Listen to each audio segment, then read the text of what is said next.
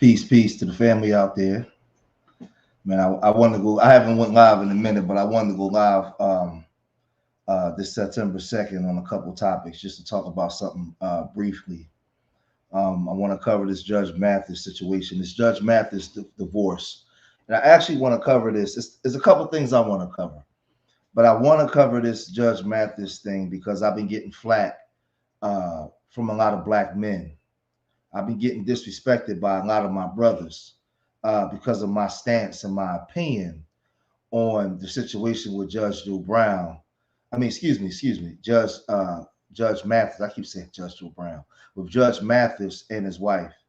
I also want to talk about this gender war situation and Kamala Harris versus Trump and discuss their policies and which way that we think that we should go in this upcoming November 5th election for the most powerful seat, in America.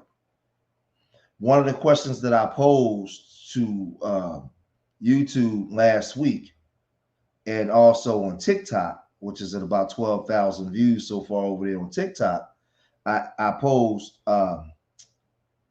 if a black American, a FBA black man, was married to a white woman and he was running for president, will black women get behind that black man and vote for him for president?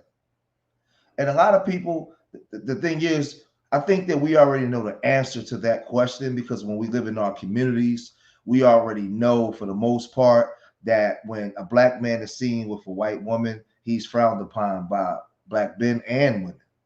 So, but when you read the comment section, a lot of women were saying that they would get behind him.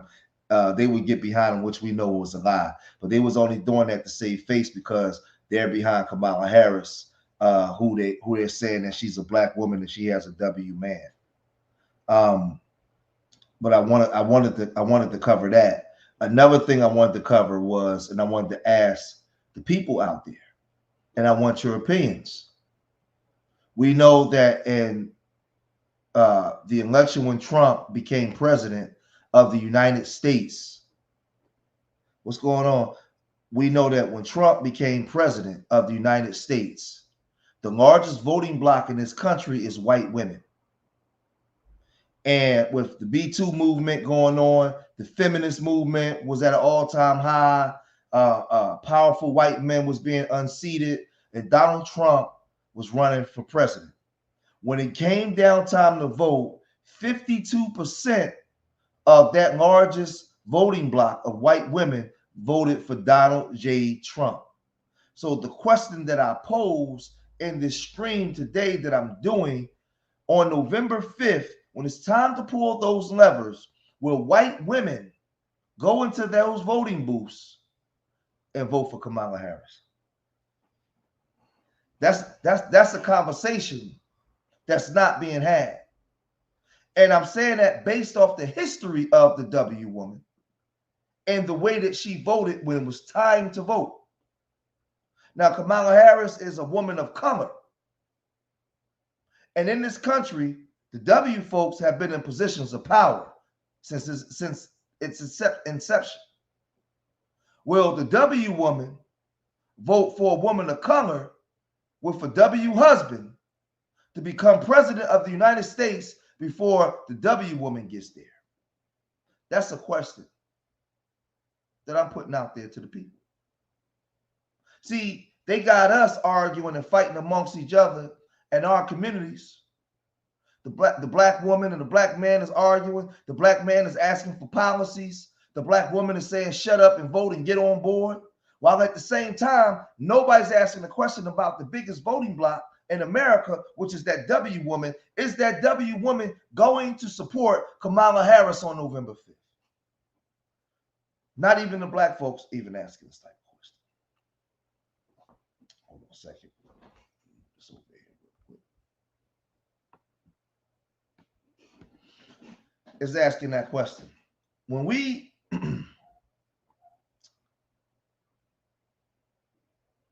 you talk about the policies, right? And you talk about the the opioid crisis. You're talking about the let's look at some of the policies. Right, you're talking about crime and different things. What are the policies that Democratic Party? Because remember, we don't, for the most part, the black community. Yeah, I said the same. I said the same thing to my friends weeks ago. If Hillary didn't make it, Kamala don't stand a chance. And that's what I'm saying, Latrina. They got us arguing and fighting amongst each other. I'm seeing a lot of sisters online coming at the black men because black men saying that they don't want to support the Democratic Party. Because not all, but a lot of sisters just jumped on the Kamala bandwagon and said that she was black. And I believe that she's a woman of color, but she's not black American. She doesn't represent our thought process. Her, no disrespect to her, but her origins in this country started as an immigrant. So she has allegiance to the immigration. She has allegiance to the immigrant policies, regardless of however she wants to frame it. And she has a W husband. So she's not aligned with the way that the average African American would think. And that's not personal. That's business. This is America where groups come here to compete. And we have to be more cerebral, more diligent in the way that we operate. So the thing is, she's a woman of color, but she's not a foundational black American. And that's not a diss. And then so we ask, what is her policies? And what I've noticed was the Democratic Party has went out of their way to fearmonger the black community into voting for Kamala Harris. Well, you better vote for Kamala Harris because if Trump get in, he's going to turn this and he's going to turn that. But the question that I keep posing to everybody, and I haven't been live in a long time because I've just been posting videos, but the question that I keep posing to everybody is, since 1970, how many black men have been murdered in the inner cities ran by Democrats, Democrat-run cities? How many black men have been murdered? How many black babies have been aborted? These are real important questions. And don't hit me because everybody know I'm hardcore pro-black. Well, white folks do it. This ain't a conversation about white folks. This is a conversation. We in our own room. I'm talking to my people. In the city of Philadelphia, Chicago, Detroit, Los Angeles, New York City, Memphis, Atlanta, Houston, Dallas, New Orleans, Baton Rouge, Jackson, Mississippi, Miami, Jacksonville. I can go on and on and on, right? Oakland, Milwaukee, Indianapolis. How many black men have been murdered since 1970? How many babies have been aborted?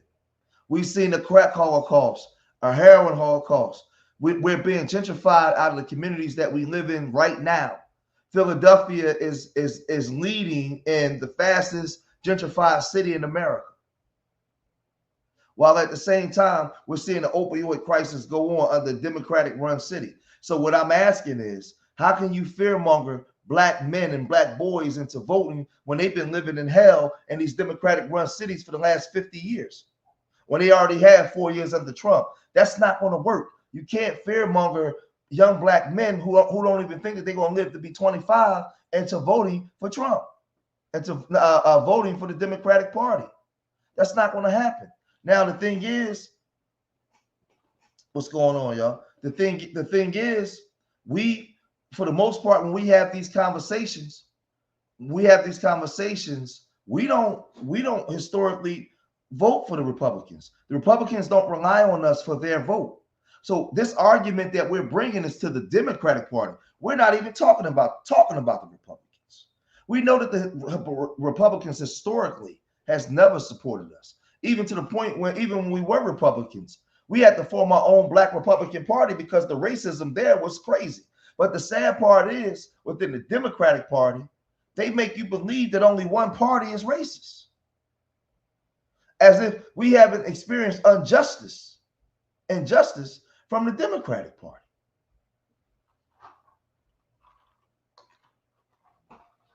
So we talk about crime and policies, and you get Trump. Trump is talking about move homeless encampments out of cities, give police more authority, deploy military to fight the nation's drug problem, and impose a death penalty for convicted drug dealers, right?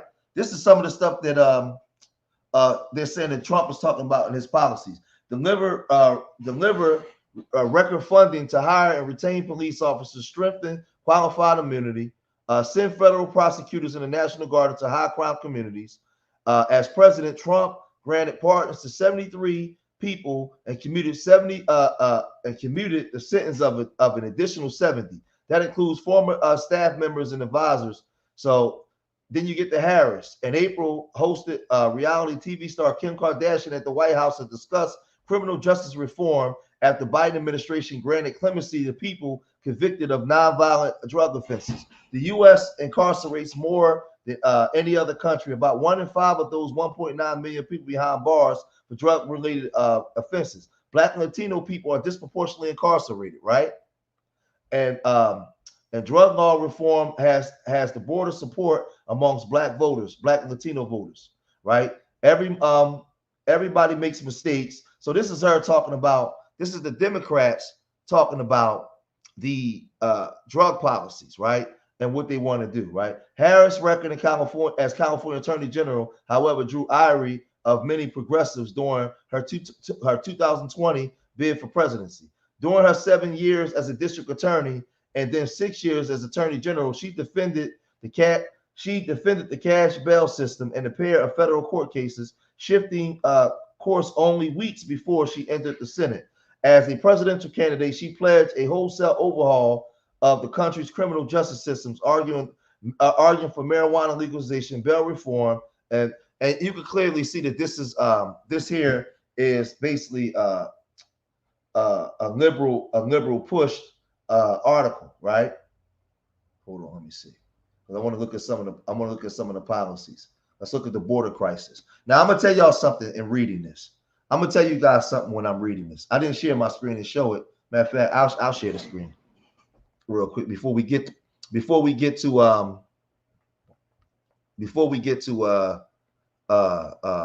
Judge Mathis and his wife. I really want to cover this first because I haven't been live to really get into a bunch of stuff.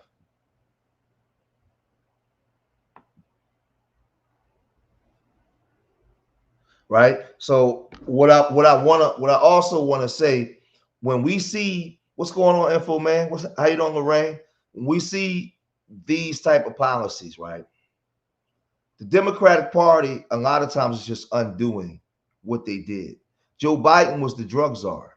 Joe Biden wrote the 82, 86, 88, and 94 crime bill. Him and Strom Thurmond wrote these bills up that incarcerated millions of black people. So now when was it Obama with the First Step Act, Joe Biden coming in, they were undoing what the Democrats did, what they did. And that was, don't get me wrong, it was bipartisan. So when you get to the border crisis, right? When we get to the border crisis, the former president will launch the largest deportation effort in U.S. history, paid for with redirected military funds. He would restore his 2019 Remain in Mexico program, which required asylum seekers at the U.S. border to wait in Mexico while their cases are processed. Trump said he would end what the so-called catch and release, and instead detain all migrants who are caught entering the United States without authorizations or violating other immigrant laws. He also deputized the U.S. National Guards and local law enforcement to help with rapid deportations. The former president said he would enact travel bans, deny entry to people from the Gaza Strip, Libya, Somalia, Yemen, and anywhere else that threatens our security. Block communists, Marxists, and socialists from entering the U.S. and send deportation officers to pro-Hamas protests. Right. So these are some of the things that I definitely don't agree with Trump. In birthright, I agree with this part. In birthright citizens for children born in the U.S. to undocumented parents. I definitely agree with that. So then when you get down here, when you get down here to Kamala, hold on for a second.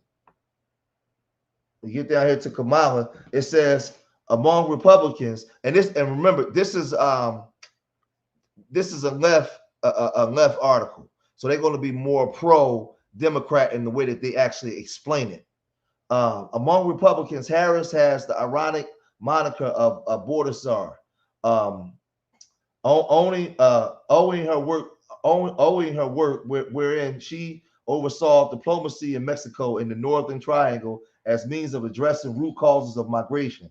Biden gave her the responsibility of manning everything immigration along the southern border in 2021, with her role, according to the White House at the time, to stem the arrival of irregular migrants. As recently as this week, at the Republican National Conventions, Republicans heavily criticized the Biden-Harris approach to the border, a hot button issue this election cycle. Under the Biden-Harris administration, migrants crossing the U.S.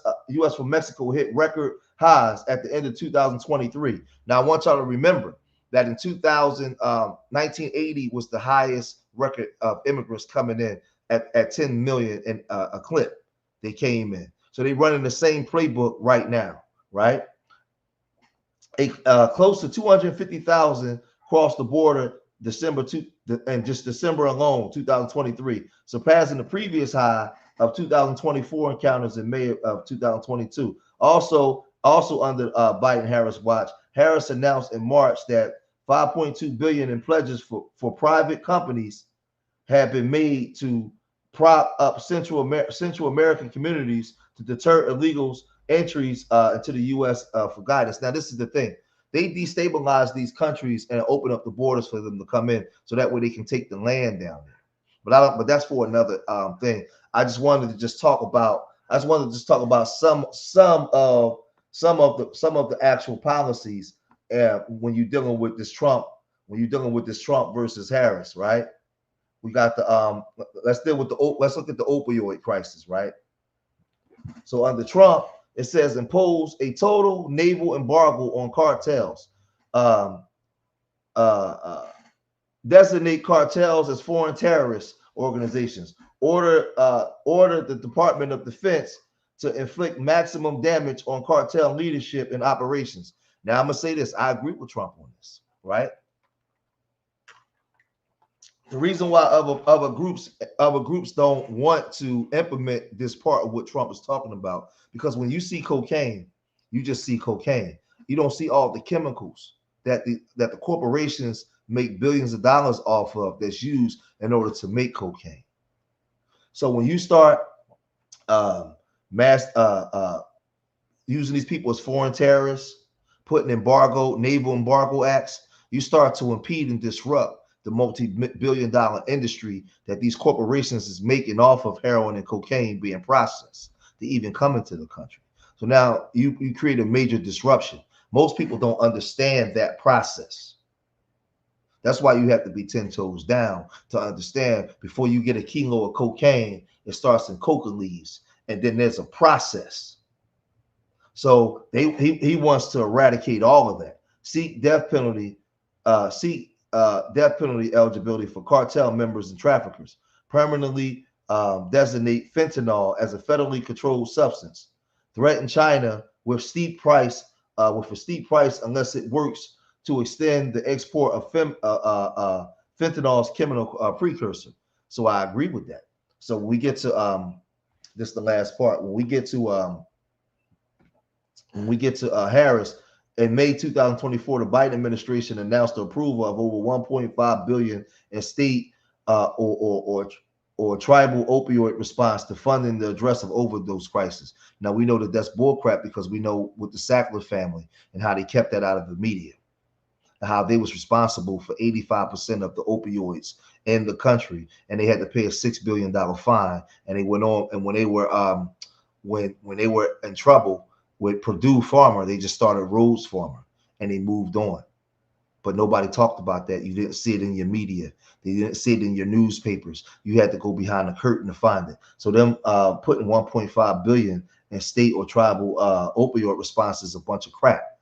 So when we read these policies, you got to know what you're talking about. So this right here is a thumb down for the Democrats, right? Harris gathered state attorney generals from across the country at the White House in July to discuss the fentanyl and illicit drugs in America. No, you don't have to do that. You go to the place where it's imported from and you put embargo acts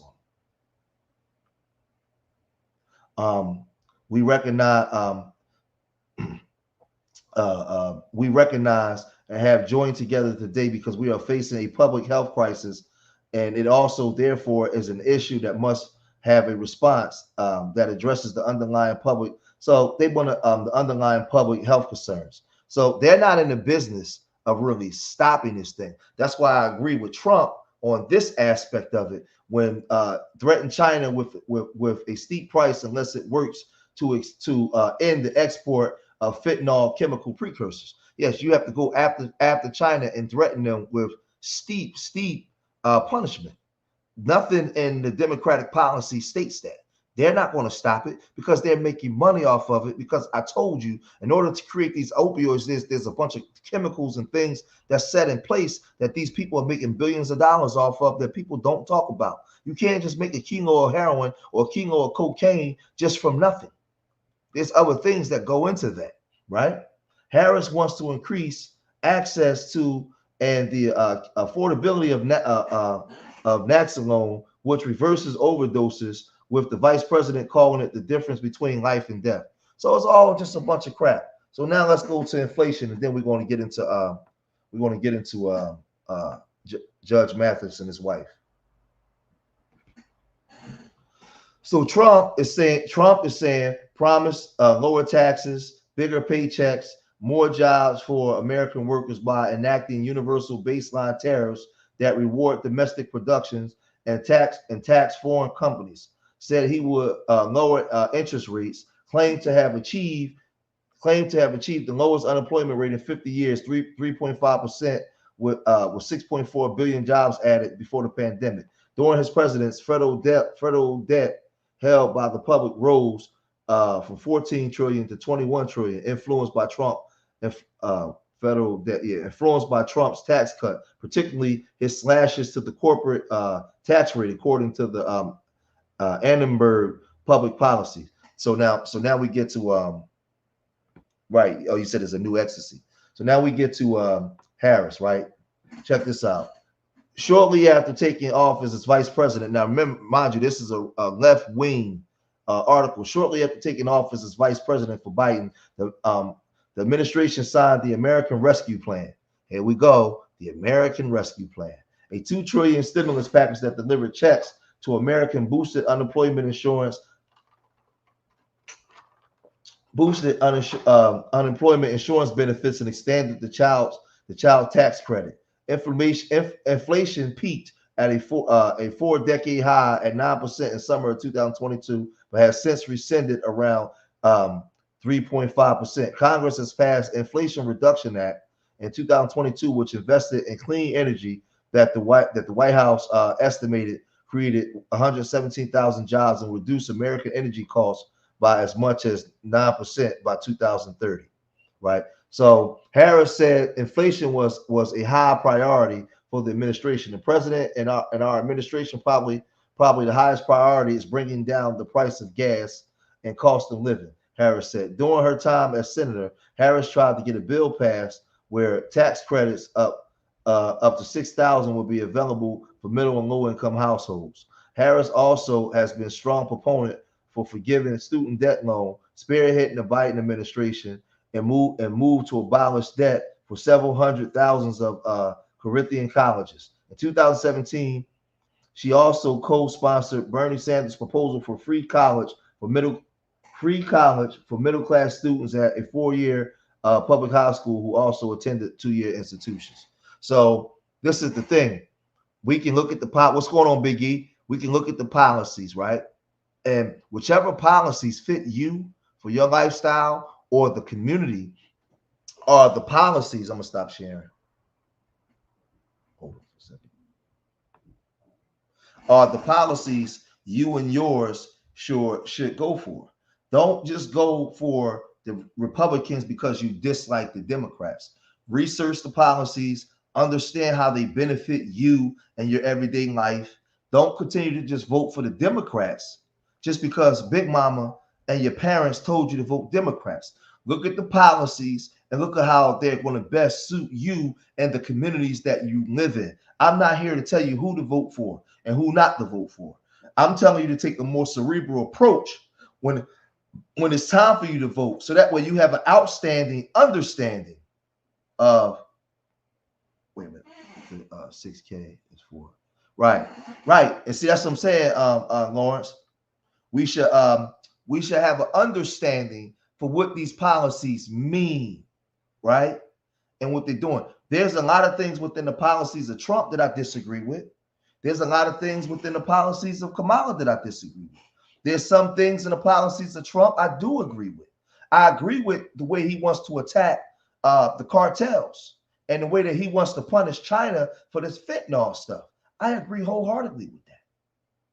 Wholeheartedly. I also agree with his border crisis and the way he wants to deal with these immigrants in the border, right? I don't agree with his police more funding for police and police immunity and those type of things, and the death penalty for drug offenders. I don't agree with that bull crap, because you can't have none of that until you redevelop undeveloped communities that's been marginalized for so long, where where the corporate structure made billions of dollars off of undeveloped people and created a multi-trillion-dollar prison industry. So no, that's a fail for the Trump administration. I agree with, let's look at the when we go to the Democrats.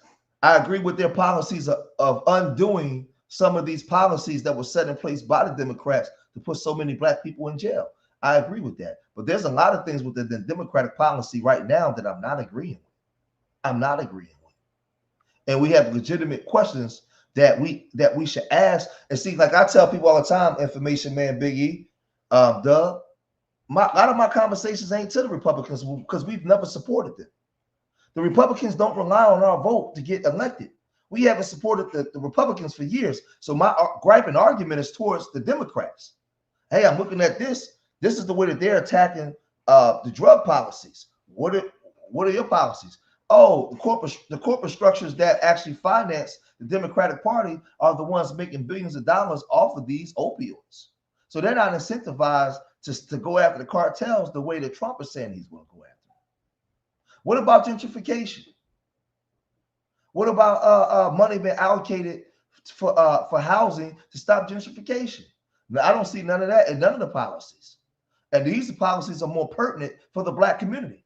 When you live in these inner cities up north, we see a lot of money being. That's the one thing where, matter of fact, no, I changed that, because if Trump is going to roll back that when you come here undocumented, you have a baby, he's going to roll back and make that unlawful. Now he's going to make you stay in your country until you can get the proper papers to come to America. Then a lot of that money will be allocated to our people to redevelop our communities. It should be, because then that's when we should speak up. Where we're looking at the Democrats is providing housing and millions and billions of dollars to these undocumented immigrants to create a voting bloc. So that's what we see going on now. So I implore people to pull up the policies, read them, and stop just talking about what you think they should be. Show the people the policies. And then I tell the people to vote where you think they should vote. So now I'm going to segue over to this Judge Mathis. Matter of fact, let me do this. I'm going to segue into this Judge Mathis and his wife, Linda Mathis, divorce. Now, I'm going to preface this by starting off with this. I've been getting a lot of disrespect from a lot of black men. And I've been posing a question to black men online and black women, black women as well. There's a lot of black women that's been very disrespectful of Judge Mathis, and they're imparting their own personal bad choices onto him and his wife. And I'm saying, you know nothing about their relationship. Show them elders some respect. Hold on, I'm busy right now. I'm gonna have to call you back, bro. Yeah, what the hell was my Jordan? Oh, okay, here we go.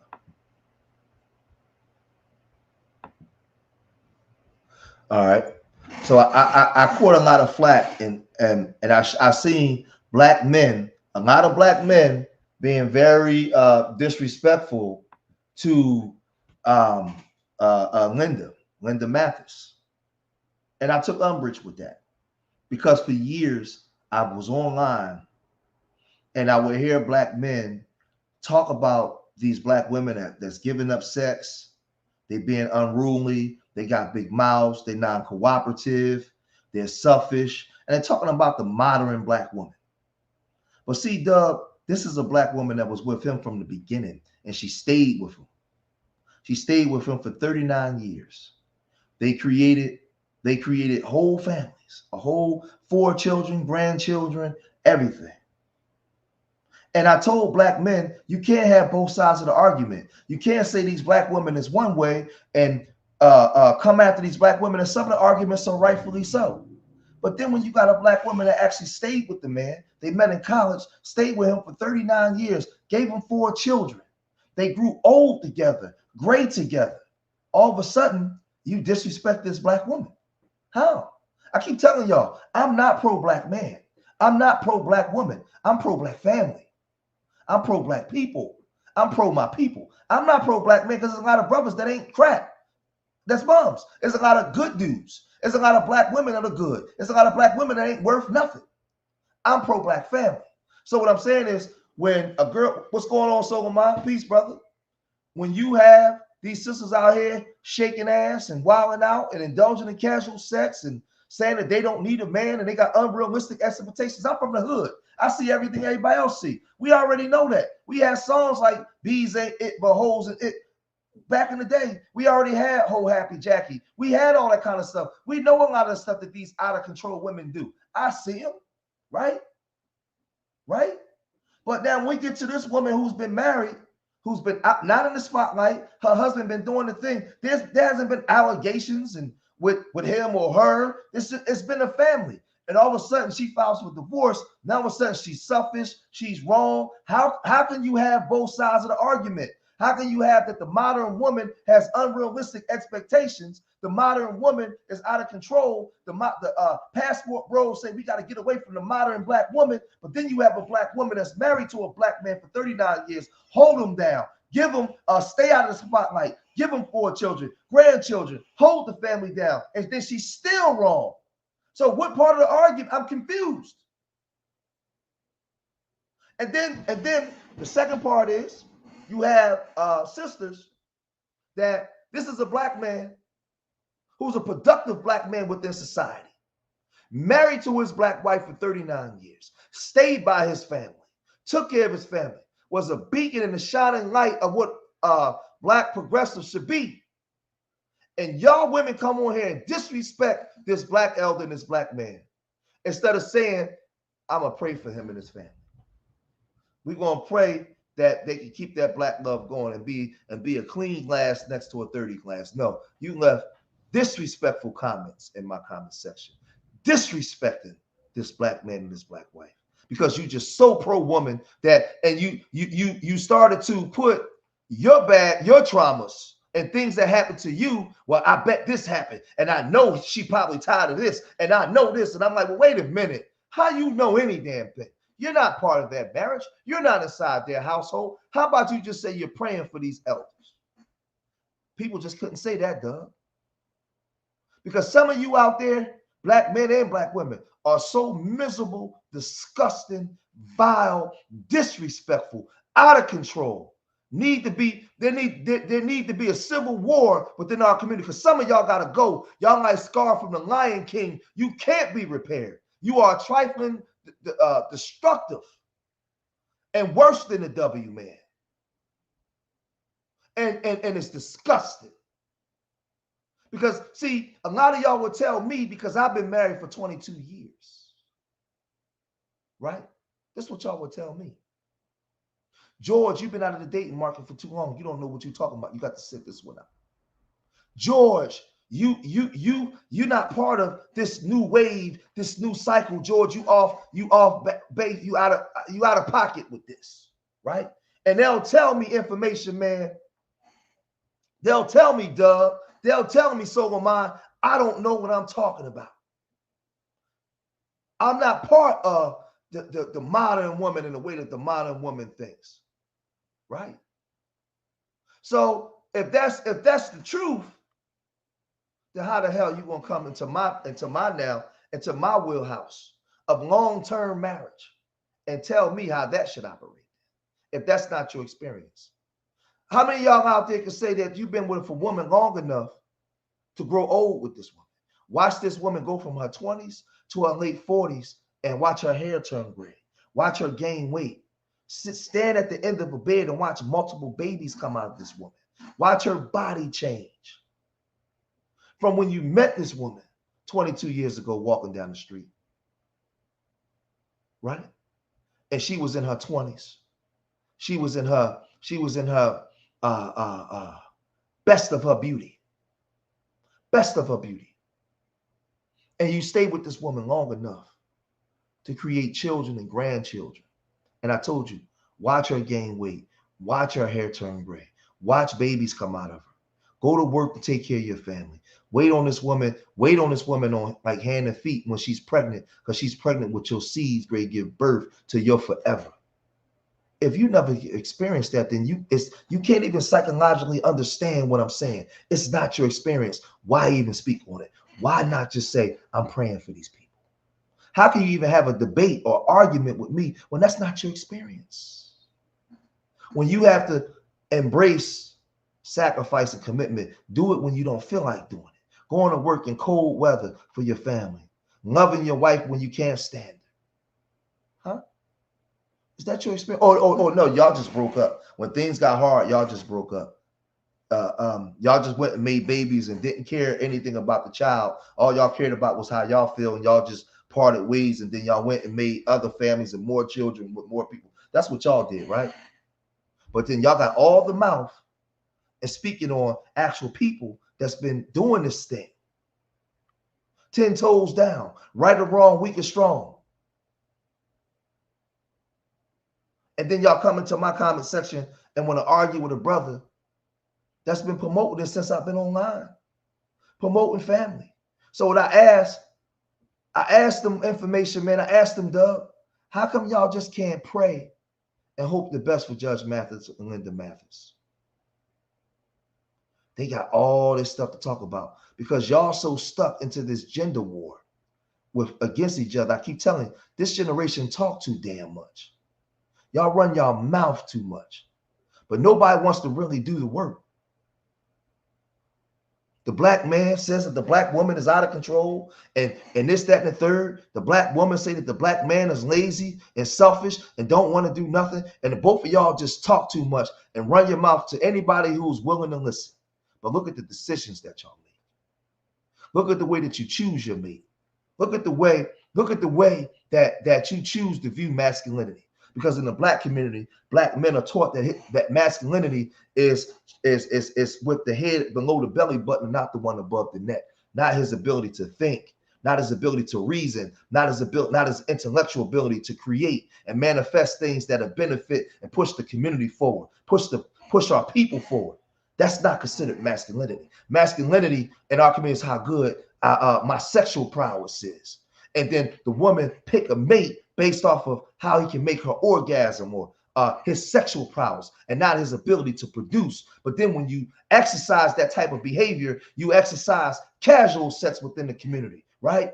You have unrealistic ideas of what relationships is because your idea of relationships is based off of somebody else's creation for economic gain. You don't think with your own brain. You don't think for yourself. So now when you see a man and a woman that's been married for 39 years, produced 4 children, that's foreign to you. So you disrespect it, even though you come online every day saying that that's what you want. As a black woman, you should be praying for Judge Mathis to get it right. Because you claim every day, you say that you want a productive, high-value black man. As a black man, you should be hoping that Judge Mathis get it right for Linda, a black woman whose children are not online acting a fool, whose children are not in the tabloids for drugs or abuse or doing all kinds of wild stuff. You should be praying for them to get it right. But I'm looking at these sites, these YouTube channels, all over Black YouTube, and the black men have took one side, and the black woman has taken one side, and some of y'all are so disrespectful, so disrespectful to your own people. It's ridiculous. It's ridiculous information, man. When you read some of these comments, I had one brother, Doug. If you look into the comment section, Doug, one brother, I think it was Toledo, left me these long conversations, and he was telling me. I asked the brother one question, Doug. I asked him. Matter of fact, I should pull it up. Matter of fact, let me pull up. Let me pull. I'm gonna show y'all. I'm gonna show y'all something. Let me go right here to my channel. Watch this. Watch this. Let me go here. Let me see if I can. Let me pull it up real quick. Hold on. I want y'all to see. I want y'all to see these. This comment. This comment. This brother was leaving me. Matter of fact, let me do it like this. Let me do it like this so I can do it faster. Hold on. So I can do it faster. Let me share my screen. Yeah, I'm gonna pull some of this up, man.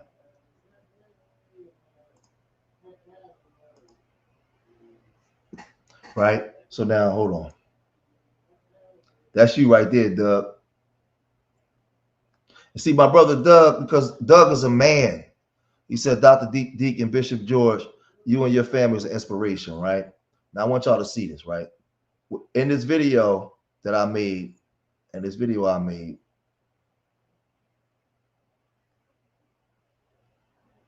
right here, right? Right here in this video is an image of me and my daughters and my hold on. My fault. Hold on. Let me pause it. All my grandchildren, right? Nieces, right? Nieces and daughters, right? And me and my wife are responsible, outside of my oldest daughter, are responsible for all of this. We created this. So what I'm saying is, if you ain't walked in my shoes, you ain't lived this experience, you ain't been with a woman to see children come out of her, walk with her. Daughter, shut the F up. Shut up. Stop talking. Stop disrespecting your people, man. Stop. The best thing, I mean, it don't cost you nothing to just say, you know what? It don't cost you nothing to say, you know what? Man, I'm praying for I'm praying for them, right? So I'm gonna look at some of these comments, right? And I want to get to.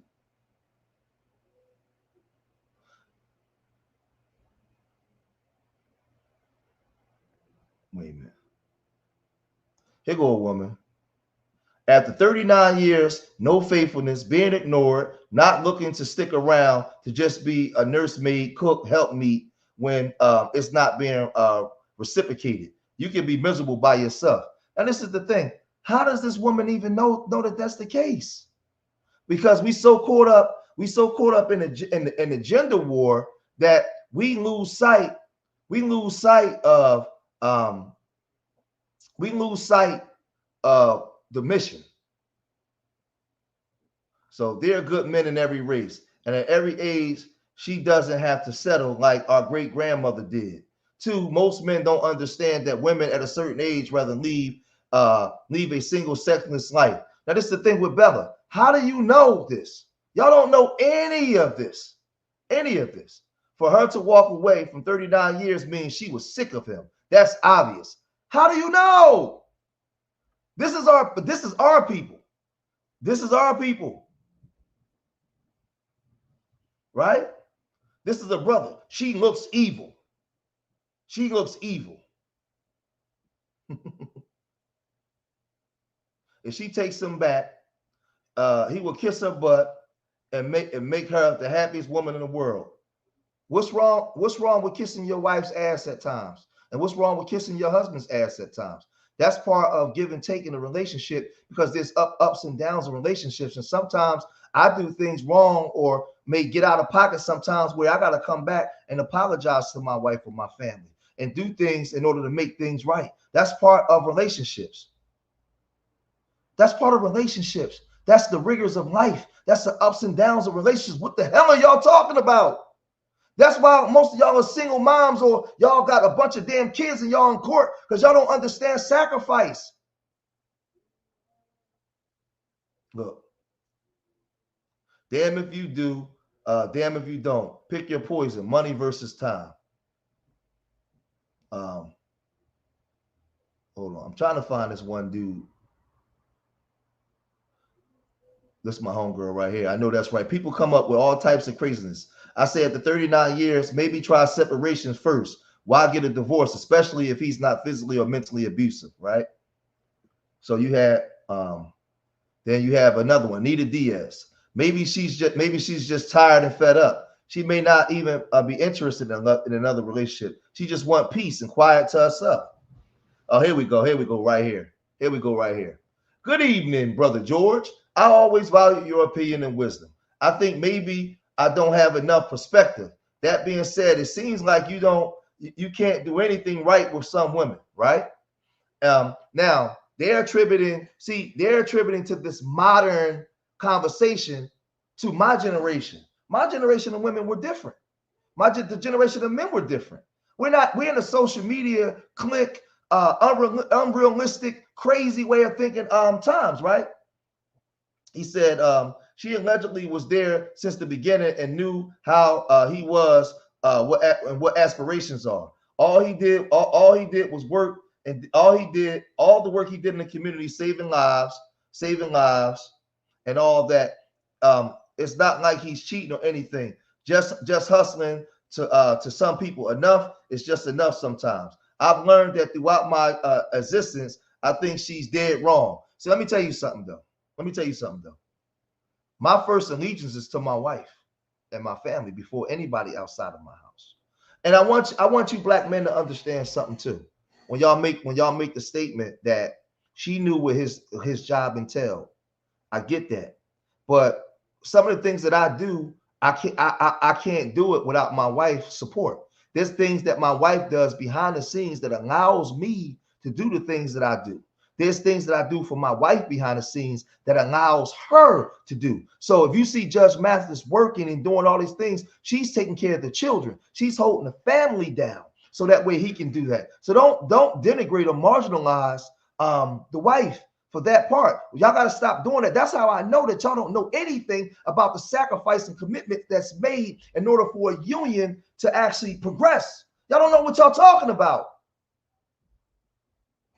That's why I said I'm not pro-black man or pro-black woman. I'm pro-black family.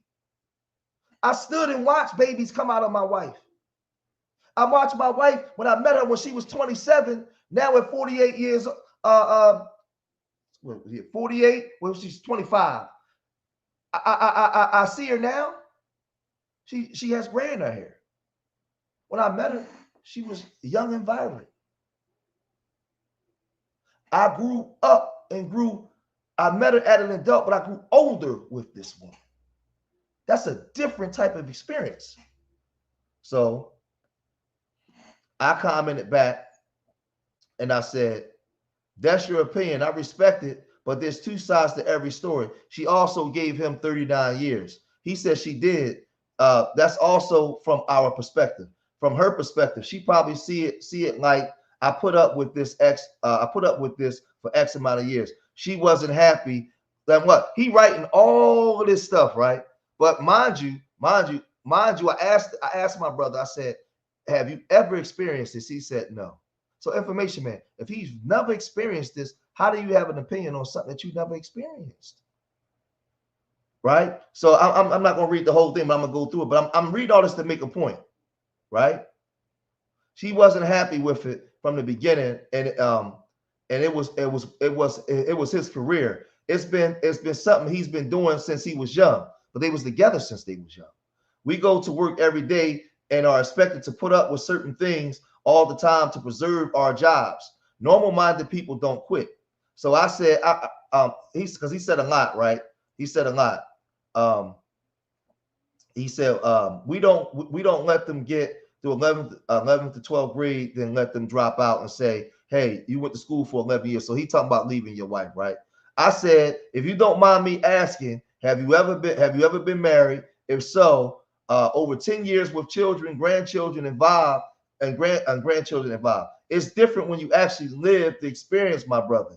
Have you been with a woman long enough to watch her hair turn gray, watch her give birth to your children? I'm speaking from lived experience. He said, I do not have 39 years of experience. I do, however, understand the experiences aren't going to be the same across the board with everyone.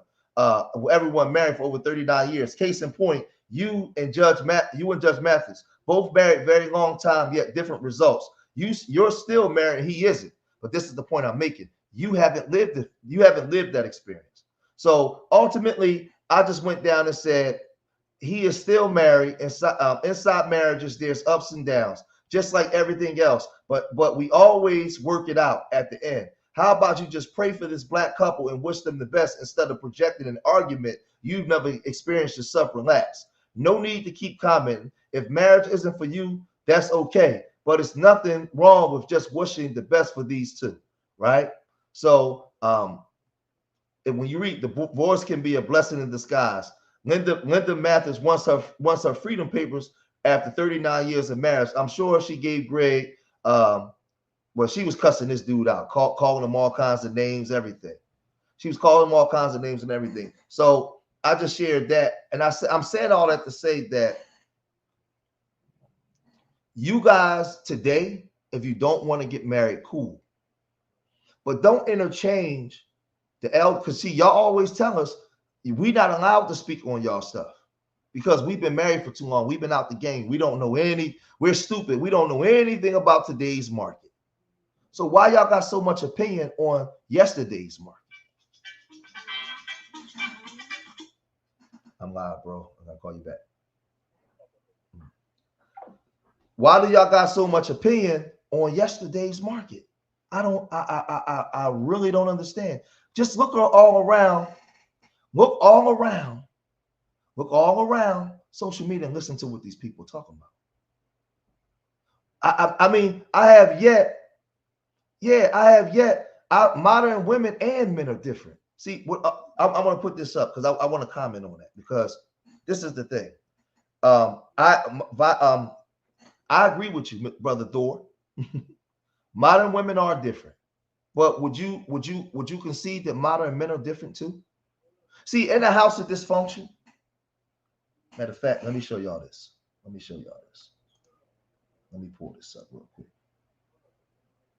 Let me go into my bookmarks. Let me pull this up real quick. Oh shit! Hold on. Damn it! I pulled up the wrong one. I want y'all to see this, right? Oh, I'm on the wrong one. Damn. All right, hold on. Let me see if I can get it from the other one. Yeah. Let me see. Hold on. I want to go into something, pull something up.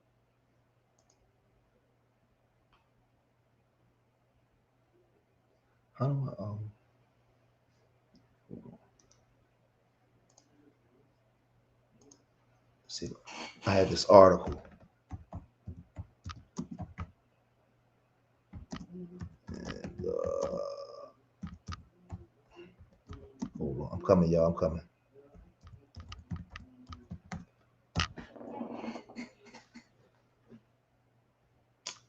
Damn, I got it on my I got it under my other joint. It's not going. I ain't gonna be able to pull it up on here. Damn it! Can I do it this way? Let me see if I can do a window. All right, I think I can get it now. No, it ain't letting me get it. All right, well, forget that part. Let me just stay here, right? I did 2 live streams in the past about casual sex in the Black community, and I still don't have the experience. Therapist does it. No, see, again, you still talking. If you don't have the experience and you are the modern era, like y'all tell me, stay out of it. You don't have the you. It's like me going into a mechanic shop and go arguing with a mechanic about how to take the engine out and put the engine back in when I don't have the training and the experience. You don't have the training and experience. You don't know what you're talking about. What I'm trying to tell you, Persona Negrata, and the part that you're not understanding is, see, look, listen, I want y'all to listen to this. I even stated that I don't have the experience. However, a therapist doesn't have a perspective of people's lives to the exact detail, yet make assessments based off of connecting factors. We hear all that. That's not what I'm talking about. When you don't have the lived experience of actually being with a woman and sharing all of your resources for years to the point where you deplete yourself for your family, to the point where it becomes and I want you to listen to me. See, because you can't hear me if you just responded. You're listening to respond. Listen to what I'm telling you. Based off of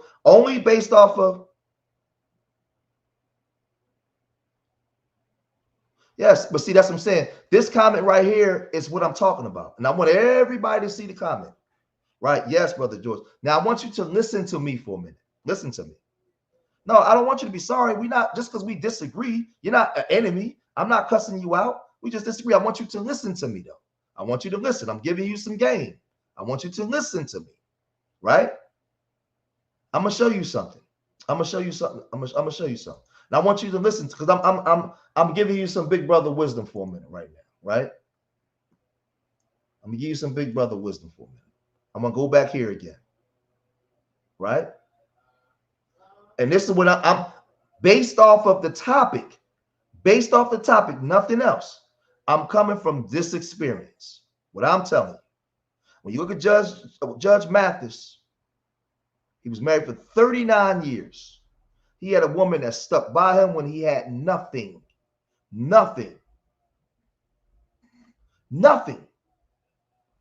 She and he walked this walk together. He put his seeds inside her. She gave birth to his children. She raised good children. They're not in trouble with the law. They're not in the tabloids. They're productive citizens of society. They were a formidable team. Marriages have ups and downs throughout the decades that you spend with a person, because you are human beings merging your life together, and you walk together and you learn how to live together and coexist and make things work to become one.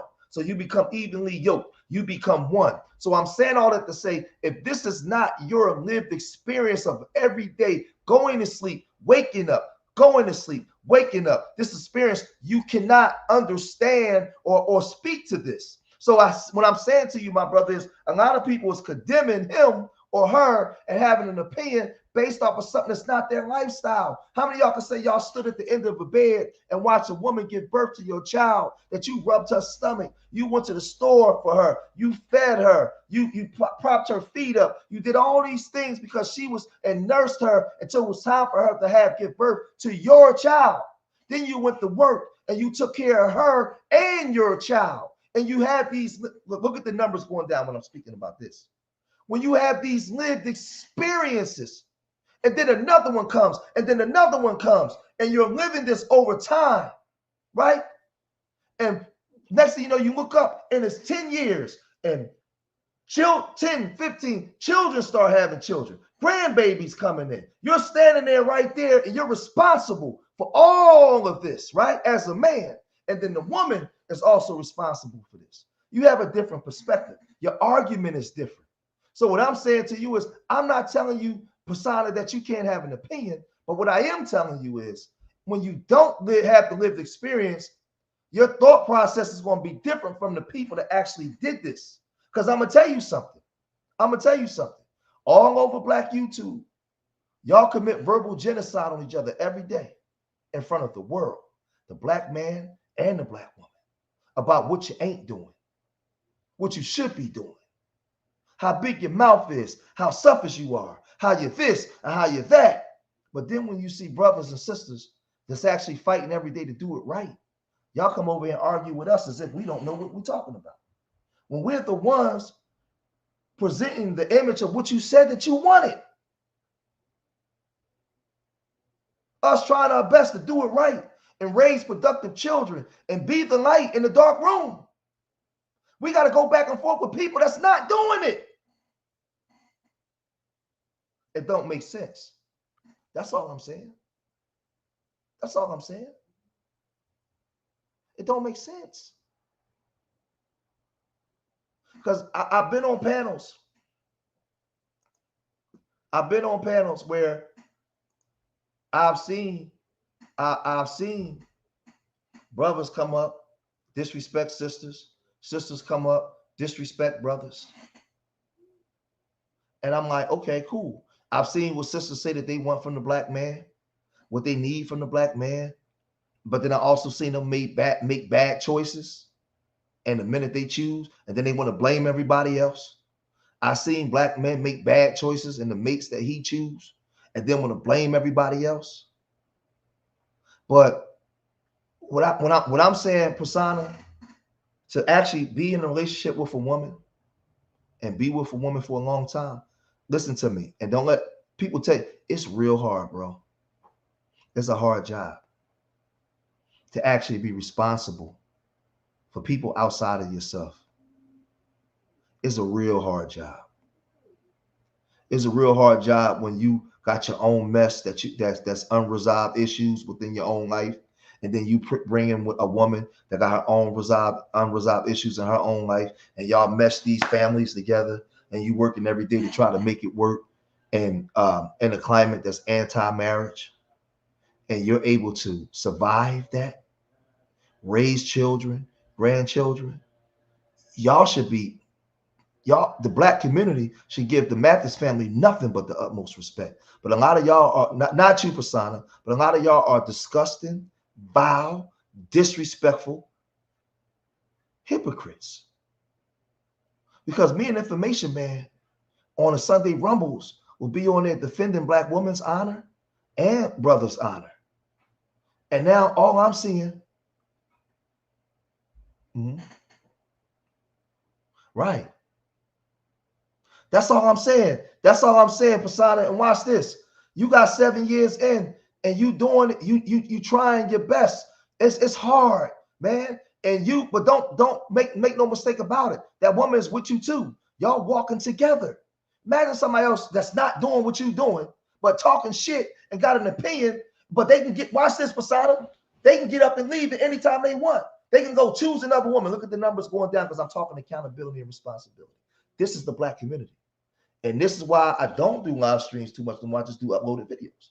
Because the black community, the men and the women, don't want accountability. They want to do what they want to do, when they want to do it, how they want to do it. And they don't want nobody to tell them nothing. But see, Prasanna, you said you've been with your son's mom for 7 years. Most of the people, y'all can just get up and walk out anytime you want. You can deal with this woman and deal with that woman and deal with this man and deal with that man and do what you want to do. Well, see, Prasanna, when you got kids and you with a woman, you sacrificing. You embracing patience. You going through all the rigors that it takes in order to maintain a relationship and be a good example for your sons and be a leader for that woman and all of those things. And then here comes somebody trying to tell you what a relationship should be. Yes. That's all I'm saying. I do see. Yes. Right. And see, I'm gonna tell you something. I'll give you some game, young brother. I don't like when her friends comment on her relationship and when they only know one side of the story. Are you saying when your woman's friends comment on your relationship? I want to make sure I'm correct. Are you saying that you don't like when your girlfriend's friends comment on your relationship? Because if that's so, nobody should be commenting on anything that go on inside your household. Yeah. So what you have to do is you have to tighten the reins, and you have to have a sit down with your woman and say, "Listen, dig this here, man. We walking this journey together. This is us. Don't let no women Don't let your homeboys, none of these people that's not doing what you're doing, have an opinion. Or if they are, they not delivered or healed from their past. Don't let nobody come into your house. Don't let nobody else impart their own consciousness into the consciousness of your home. I don't play that at all. I don't play that. It's certain family members that my children can't even go over because the things that my family members allow their children to do, I don't allow my children to do. It's certain places that they allow their children to go, I don't allow my children to go. So they don't hang out over there unless it's a family event. I run a tight ship around here. And that's the way that you got to do it, man. It's called accountability and it's called leadership. And the one thing our community is allergic to is accountability and leadership. So you'll see the numbers go all the way down because most people came in here, information man, to hear me get on Linda or hear me disrespect Judge Mathis. Yeah.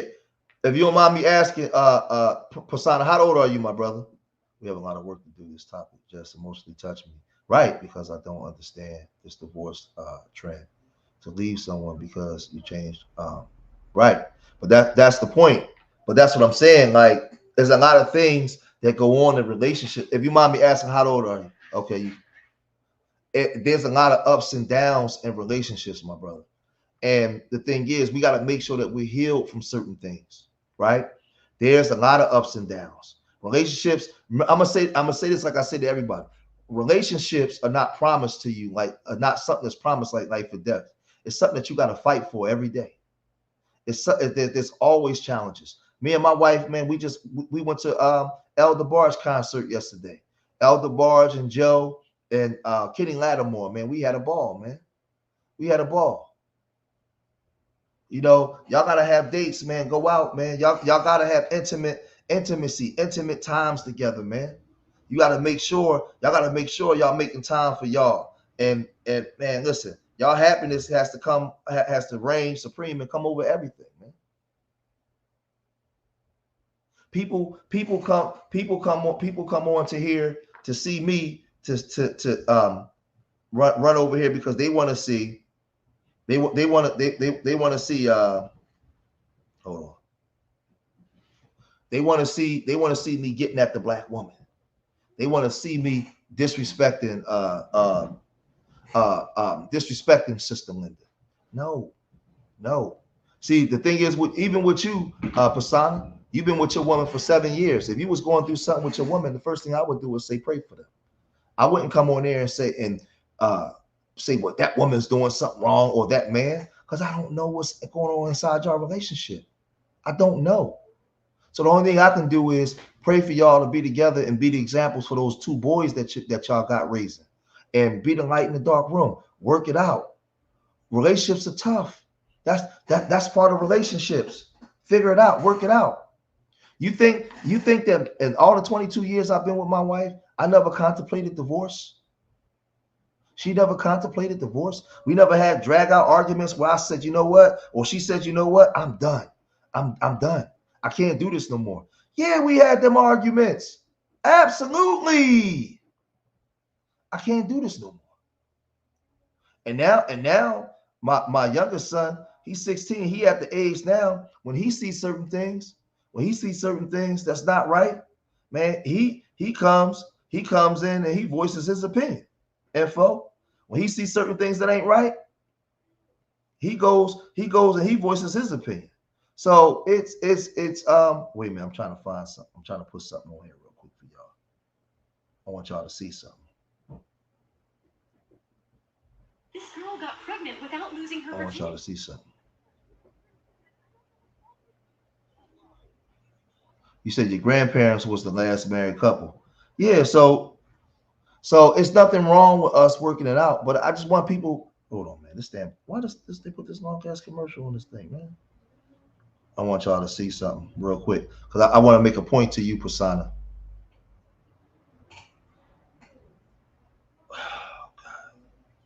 They put the longest commercial in history of commercials on this damn thing. Hold on, wait a minute. All right, hold on. Let me email this to myself. I want y'all to see this image real quick.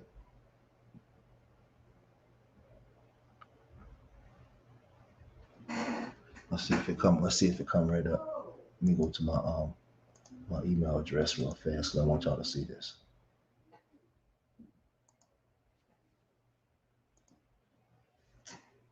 Oh, hold on, man. This thing acting stupid. Wait a minute.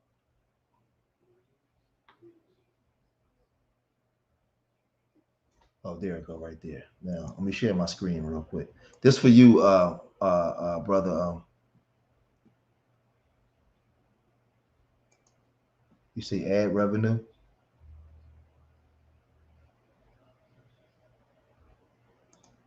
Let me pull this up.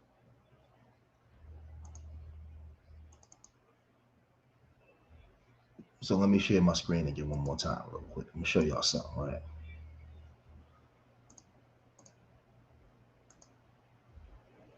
So this is an image here, persona non grata. This is me and my wife yesterday at the bars concert, right? We have our date nights, and then this is me and my wife on the Spirit of Philadelphia on a boat last weekend, right? And we spend time for ourselves. We have conversations. Okay, I actually mentioned Brother George at on Ford Road. I bought one of your urban herbs.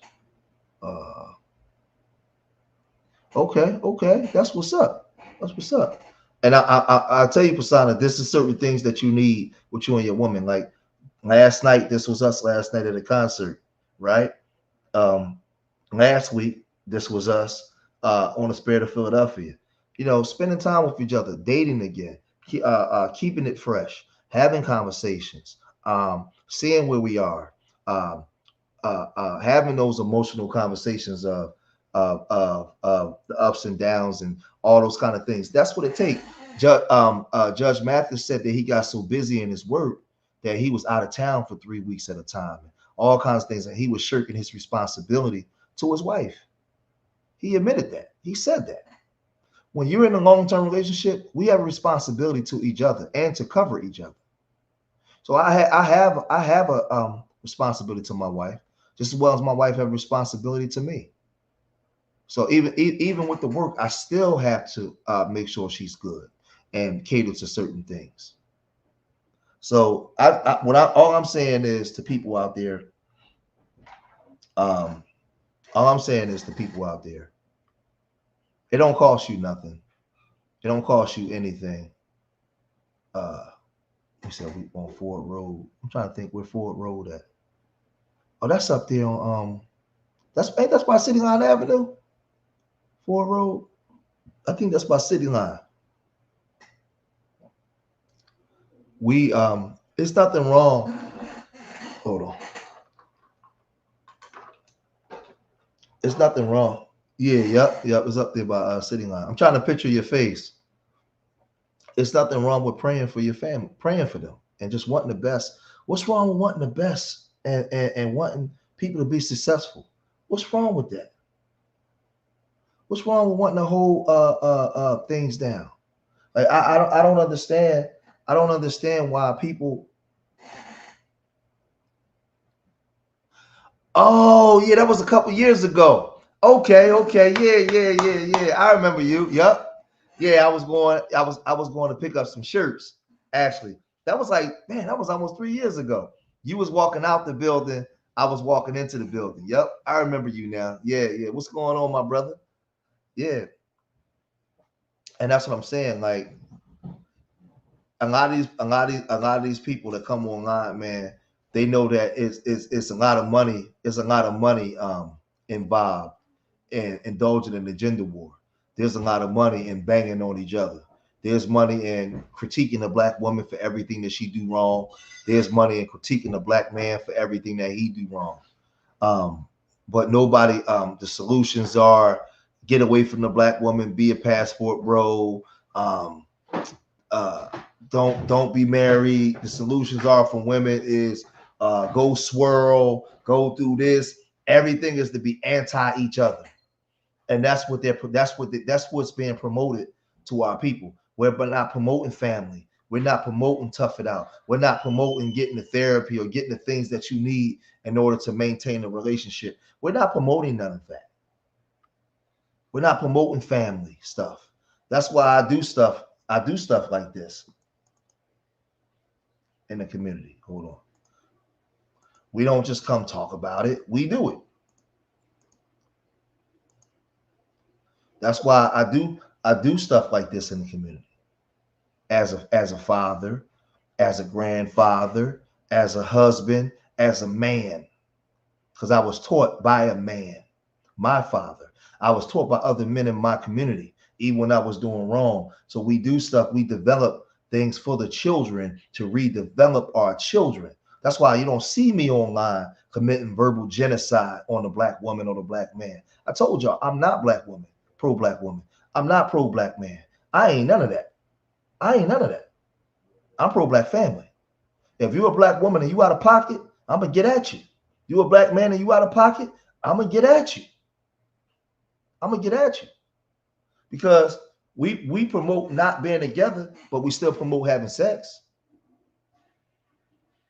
In the house of dysfunction, before I get ready to get out of here, in the house of dysfunction, the black woman is dysfunctional and the black man is just as dysfunctional.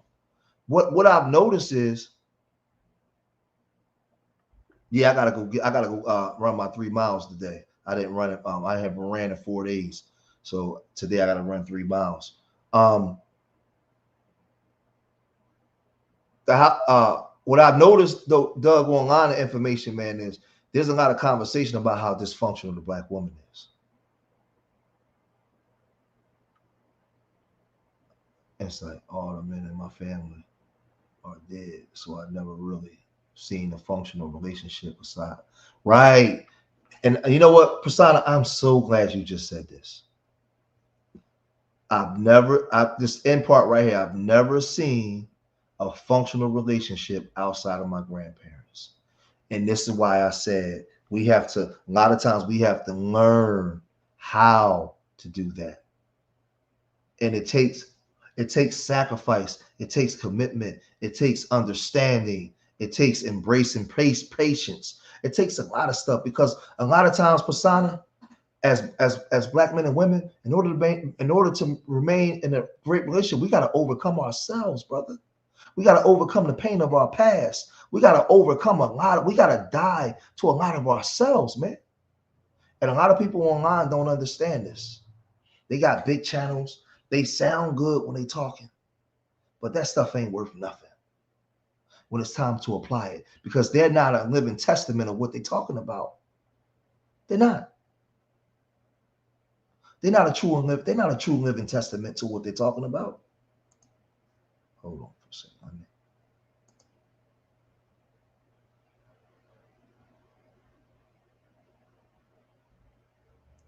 Oh, it's not on here. They're not a true living testament to what they're talking about. They just do a lot of talking. They just do a lot of talking.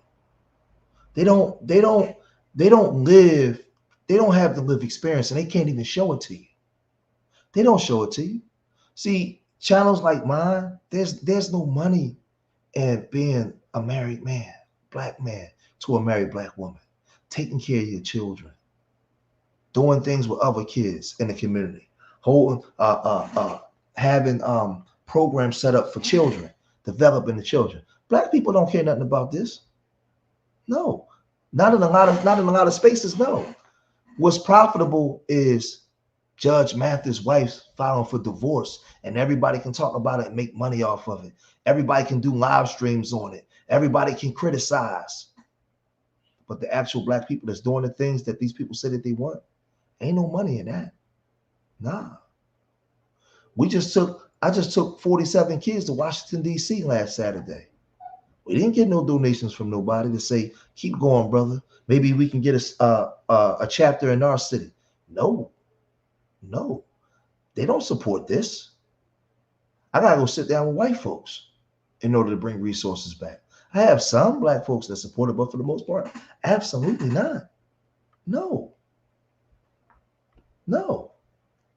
Look, when we talk about doing this kind of stuff. Let me pull that picture back up.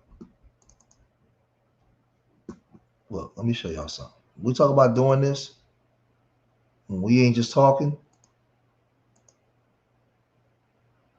We at the Aerospace Museum in DC. We right here at Washington DC. We got the young kids at the Aerospace Museum. We on the steps in Washington DC, the Smithsonian Aerospace Museum. Not one dime. No, we had to hustle that money up locally and from the white man. We don't get support for this. No. You know why? Because I'm a married man talking about relationships and telling black people do this, to do it this way, do it right like this. Hold on for a second. Let me do it. Let me do it like this real quick. Let me do it like this.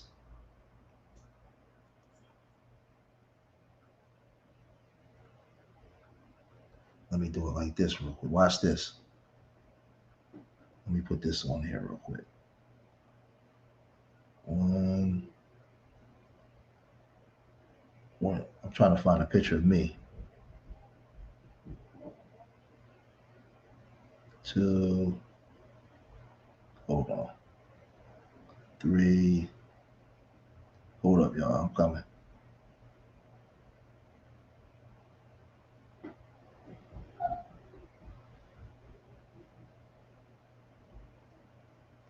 Watch this. Watch this. Hold on. I'm trying to see this real quick. Let me email this to myself. We got this coming out. This is gonna be this is coming out real soon. We're getting it edited up, but we didn't get no support, man. But you know what I did? You know what I did? I still made it work. I still made it happen. Hold on. I'm waiting for the email to come through. I sent myself an email, but I still made it happen. We got some college tours coming up. We got 4 college tours. We actually put in for $75,000 because we about to do 2 things we got coming up, right? And this is I'm a black man in the black community, doing things in the black community, right? I'm doing things in the black community. So these ain't old stuff. This is new stuff that we're doing. This is new, right? So this is at the Aerospace Museum with different children, right? This is new stuff that we're doing, right? And we take these kids to different places, right? So now we're getting funding to do the HBCU college tour for inner city youth. We got a GED program. We got a GED program going on now with Urban Nerds. We have a apprenticeship program where we're going to have kids coming out of 18 to 25. Some kids coming out of lockup, some kids graduating high school. They come to Urban Nerds, and we go through the database of certain companies that we're working with, that's working with us now, that's going to be funding us soon, that we can get some of these kids into the apprenticeship program. We're working with some of the military, the Army and the Marines and the Navy, where we get some of these young boys and some girls to enlist into the military instead of just sitting around for 2-3 years not doing nothing with themselves. These are the things that we're doing within the community. We also working on now, we can get funding. We're trying to go to Houston in June for the World Championships Robotics Tournament. So we're forming a robotics club, Urban Nerds. So, and like I said, I'm a married black man holding the family down. There's no money in this. You know, if I was in here, and I was divorcing my wife, or I was talking about black women, it'd be 200 people in the room. It's 20 people in the room because a lot of times, not all the time, but certain sectors of our community, we don't value black production. We're so traumatized that I got to go out of the sectors that I'm in order to get things done, because the black sector that I'm in, this sector doesn't value production, productive black people. I have to talk about disruption, destruction, sadness, trauma, because that's what they value. That's why I stopped doing live streams. I just started doing uploaded videos on Celebrity Jump just to make money on YouTube and put it into my foundation. Because that's the way this thing is set up, unfortunately. When I leave out of this part and I go into the greater communities, people are willing to help, people are willing to donate, people are willing to walk with urban nerves. But with amongst the people that my core group people, no. Mm-mm, mm-mm. 19 people in the room. And that's the way it's set up. So, but y'all can look forward to more stuff that we got going on for Urban Nerds. We about to really start like really turning up for 2025. We got the winter coming in. Like I told you, we got some college tours. We're working out a robotics club with Drexel University. We got a whole bunch of stuff that's coming, man. And hopefully we can start getting chapters in other cities, man. That's the dream. That's the setup, man. If every God willingly, if everything go right. Thank you, Big Dog Philly, man, for holding the chat down. If you guys ever wanted to donate, we got like I said, we got PayPal. It's all up there in the pin to the top. We got PayPal. We got Cash App. We got Venmo. We have all those things in place, man. So I'm gonna wind this thing down. I haven't went live in so long. I got to do it again though. What's going on, Vincent? Yeah, I know, Pasana. And one thing I tell you, man, brother to brother, for me, I'm the type of brother when we disagree, just because you disagree with me, I disagree with you. I don't never take it personal. I was reading the comments because I want people to understand where we're at as people, and we got to learn. All of us, me too. I'm no different than you, Pasana. We got to learn how to embrace and love each other, and sometimes get over ourselves. And when it comes to those two elders, man, the one thing we should just be saying is, man, let's pray for them. 39 years, man. Like you said, your 7 years was hard. 39 years, they've earned the right. They've earned the right for us to say, man, we should just be praying for them.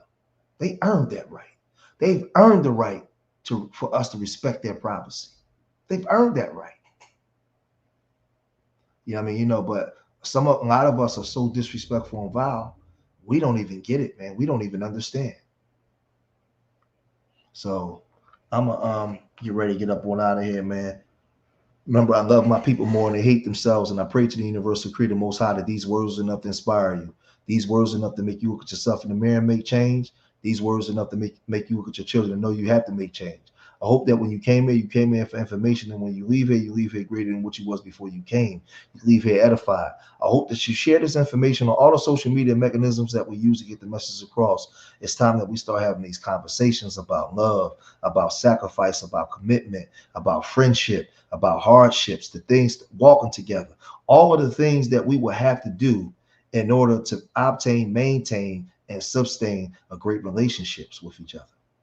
Not just with your partners, your friends, your family members, your children. A lot of times I go out and I run 2-3 miles. I go out and into the park and get away from everybody, man, and get alone and have conversations with God on how I could become a better husband, a better father, a better uncle, a better grandfather, a better nephew, all of those things. How can I be a better person? How can I when I encounter you, I can leave you greater than what you was before you encountered me.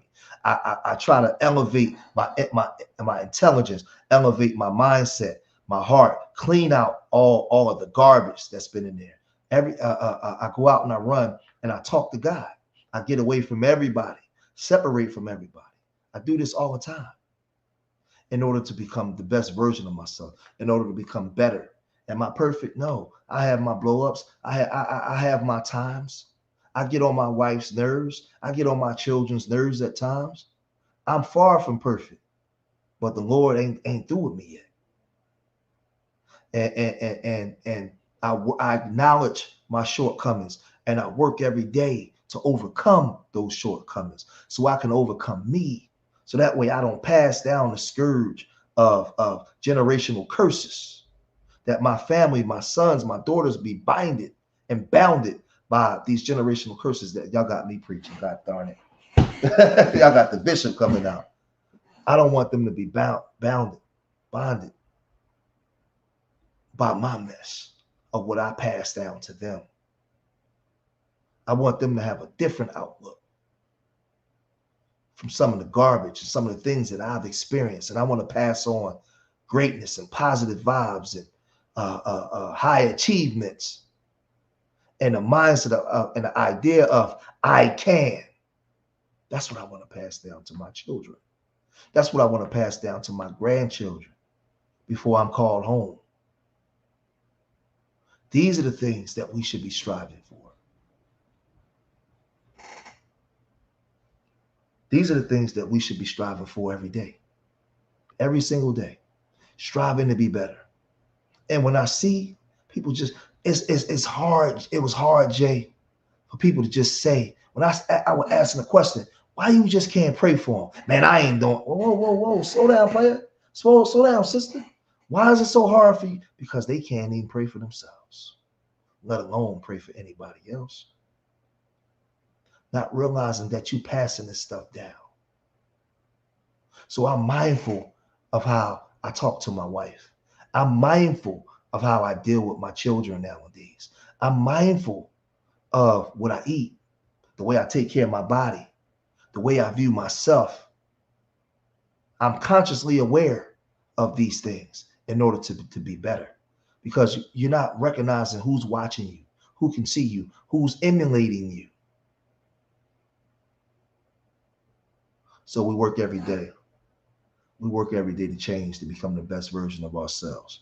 So I'm gonna cut this video short here. I'm glad that for those of you that stayed the whole time, that listen to this information, I'm very appreciative. My hardcore followers are those that that actually walk this walk with me, comment on my videos, listen to things I say. It's very much appreciated. Thank you. And remember, I love y'all. Till the next time. Peace.